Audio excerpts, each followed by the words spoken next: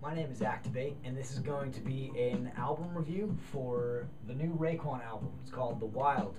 I'm a big Wu-Tang fan. Wu-Tang Forever was probably still is, my favorite album for rap albums all time. I'm a fan of every member of Wu-Tang.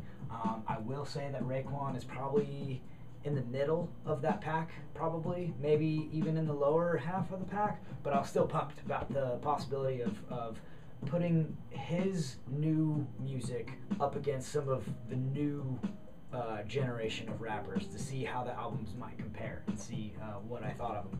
So if you are unfamiliar with my scoring system, there's a video on this channel that is the album review scoring system. Check that out to get a little bit more in depth. But real brief, you'll see the key up here for the skills, the style, and the chorus. You get a score of 1 to 5. 1 is the worst, 5 is the best. And for the beat, because I think that the beat should carry more weight than the other categories, it's a score of 1 to 10. 1 being not so good, 5 would be meh, and then 9, 10 would be fantastic. So these are the numbers that I came up with.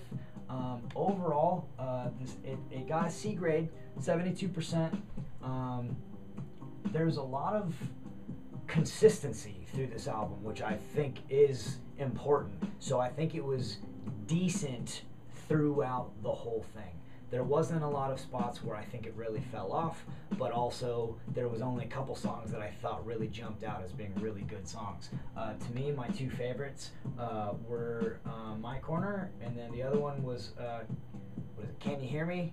I think that's the full name of the song. I'll have to look at it again, but it's the last song on there. But those are the two that I thought were the best beats, and I thought that Ray was best on those. Lil Wayne was on My Corner, and I'm mixed on my thoughts on Lil Wayne. He's got some stuff that I think is not good, and then he's got some other stuff that he's just got tons of style, and he brought a really good verse to that song. So I thought those were the two best ones. As is usually the case, I add up the total of all the scores, and I get the percentage from dividing it by 25, because it's the total of 25 points available for each song. I divide that by the number of songs, and that gets me the average song score, which in this case is an average score of 18 out of 25, gives us a 72. That's where I get the C grade, just like in a school scoring system. If you eliminate The Rain, which is the song that was the one on here that I thought was bad. Crown of Thorns was also only a hint better, but I do like to take away each album that I review. I'll usually take away the worst, or what I think is the worst song on there. And when I say worst, again, just to emphasize, when I do my scoring, I try not to look at it whether or not I like it or I dislike it. I try to look at it as objective as I can to decide whether or not I think each element, how quality it is.